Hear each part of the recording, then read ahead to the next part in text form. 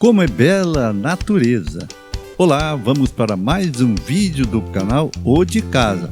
Nele iremos mostrar a vocês que aqui no quintal de casa oferecemos alguns alimentos e muita água fresca para os passarinhos todos os dias. E a natureza nos presenteia com algumas imagens bem lindas.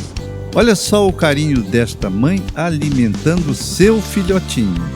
Veja também como esta outra mamãe protege os seus filhotinhos embaixo de suas asas. Aproveito para pedir que se inscreva no canal, deixe seu like e comente se você conhece o nome destes pássaros.